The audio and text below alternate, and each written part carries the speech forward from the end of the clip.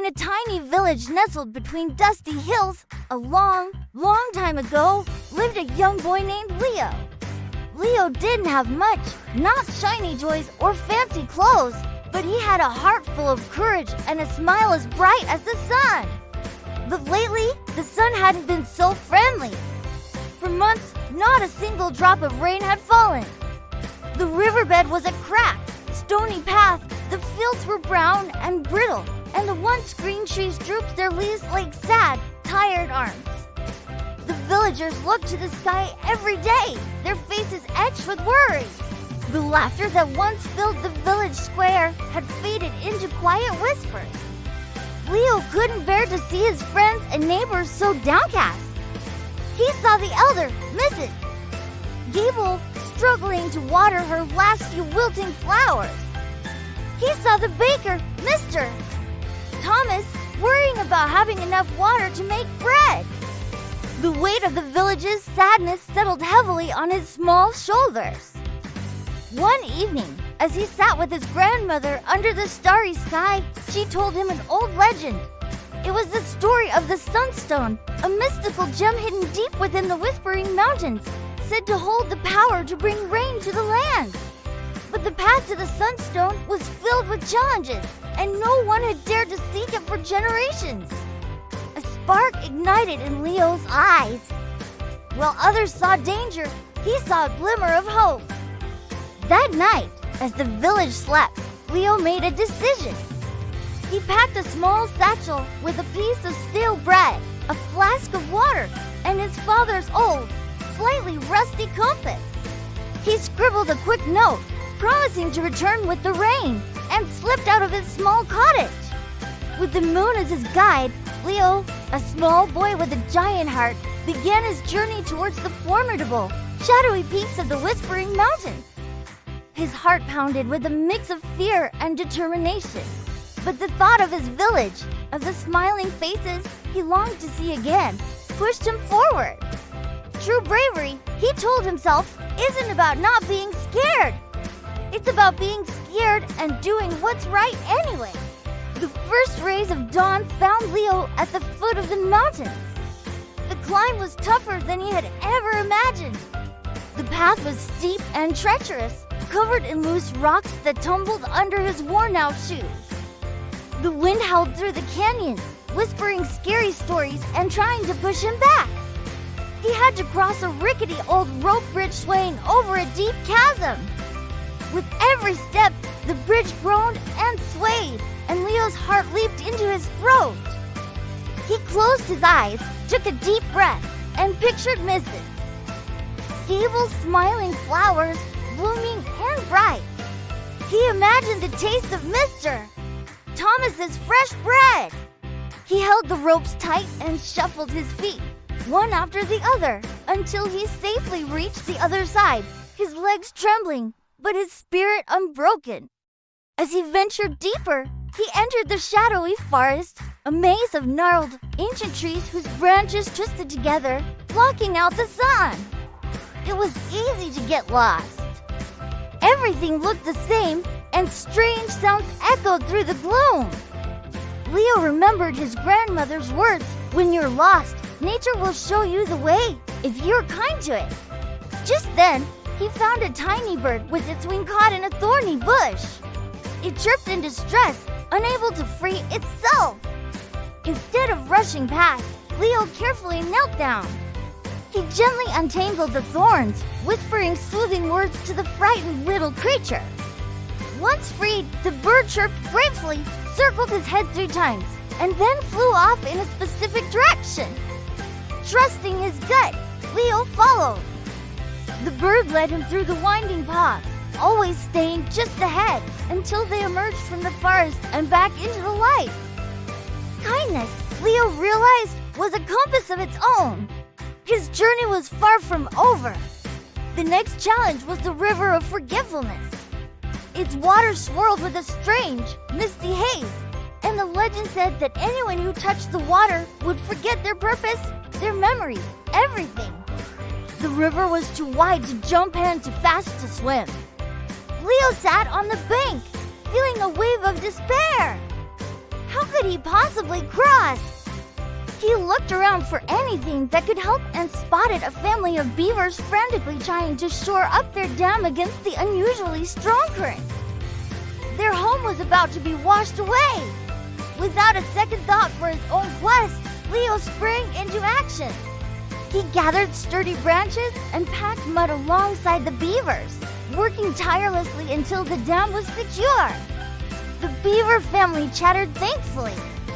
The largest beaver then swam to the far side of the river, gnawed on a giant oak tree until it creaked and groaned, and with a mighty splash, sent it toppling across the river, creating a perfect, sturdy bridge. Leo was astounded. He had stopped to help, expecting nothing in return, and in doing so, had found his path forward. He waved goodbye to his new friends and carefully walked across the fallen log, his purpose and memories clearer than ever. He was learning that every act of kindness, no matter how small, created ripples that came back to help you. Finally, after days of climbing and countless challenges, Leo reached the highest peak of the Whispering Mountains. There, bathed in a soft, ethereal glow, was a nest so large it could have held a house. And sitting in the center of the nest, preening its magnificent golden feathers, was a giant, wise-old eagle. Its eyes were like amber jewels, seeming to hold the wisdom of the ages. It was the guardian of the sunstone. The eagle turned its head and looked straight at Leo. Its voice, when it spoke, wasn't a squawk, but a deep, resonant sound that seemed to echo in Leo's very soul. You have come far, little one. Many have tried, but all have failed. They sought power or glory. Why do you seek the sunstone? Leo, though small and tired, stood tall. He didn't speak of his own bravery or the dangers he had faced. He spoke of his village. He described the cracked earth, the wilting flowers, and the sad faces of his friends and neighbors. I don't want it for myself, Leo said, his voice clear and true. I want to bring back the rain so my village can smile again. So the children can splash in puddles and the fields can be green. I'm scared, but my village needs me. The eagle listened intently, its gaze never leaving Leo's face. It seemed to look right into his heart, seeing the purity of his intention. After a long silence, the eagle nodded slowly. Your heart is true, child. But the sunstone does not grant its power to just anyone. You must first answer my riddle. The great eagle puffed out its chest and spoke the riddle, its voice booming across the peak. I have no voice, but I tell stories. I have no body, but I travel the world. I quench thirst, but I have no water. What am I? Leo's brow furrowed in concentration. He thought hard. No voice, but tells stories? He thought of his grandmother's tales. No body, but travels the world. He thought of the wind carrying seeds. Quenches thirst, but has no water. This was the trickiest part. He thought about the thirst of his village, not just for water, but for hope, for joy, for life to return. What travels and tells stories? What brings hope?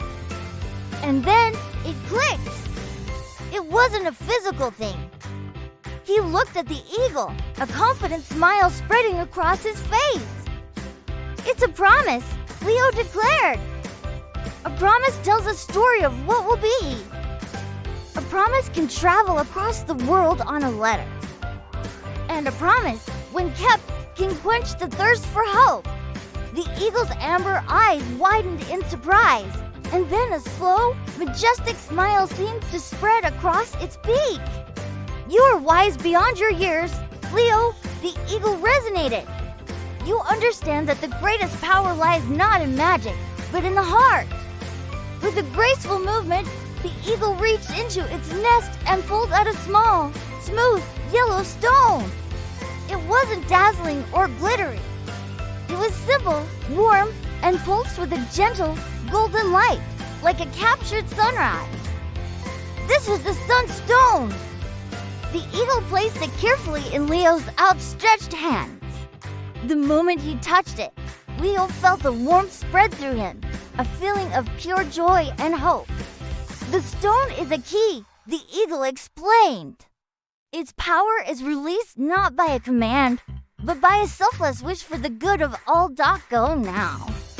Your village is waiting. Holding the sunstone tight, Leo thanked the wise eagle and began his journey home. The trip down the mountain seemed much faster.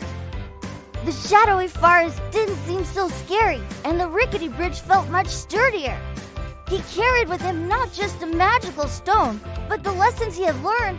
That kindness is a compass, that helping others clears the path ahead, and that true wisdom comes from the heart. He arrived at the edge of his village just as the sun was setting, painting the sky in shades of orange and purple.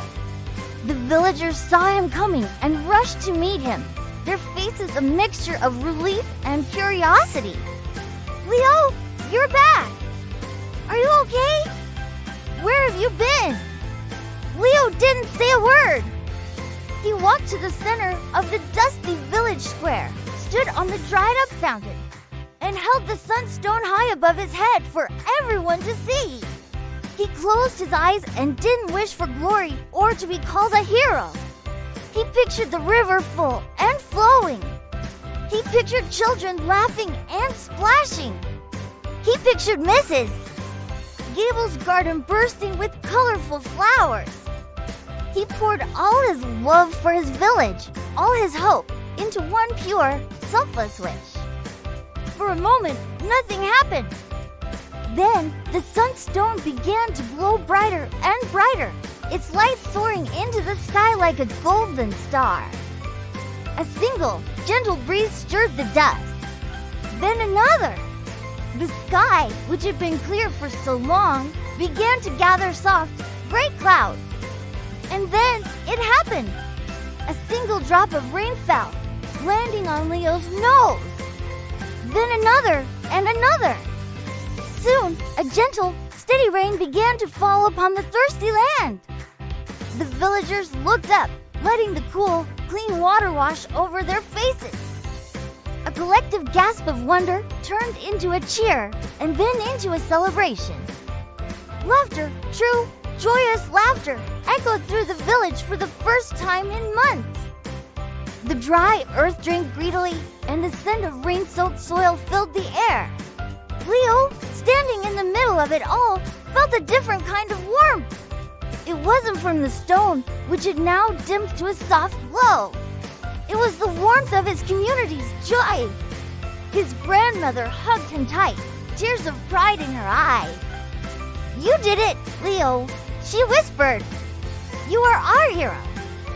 Leo became the hero of the village, but not because he was the strongest or the fastest. He was a hero because he was brave enough to be kind, smart enough to be humble, and selfless enough to put his community before himself. The rains returned, the river flowed, and the village prospered once more, its fields green and its people happy. Leo taught everyone the most important lesson of all, that true bravery isn't about the absence of fear. True bravery is helping others even when you're scared. And that a small boy with a big heart can make a world of difference. So whenever you feel scared, remember Leo. Remember that your courage and your kindness have the power to bring rain to any desert. Thanks for watching our story today. Don't forget to like and subscribe for more adventures.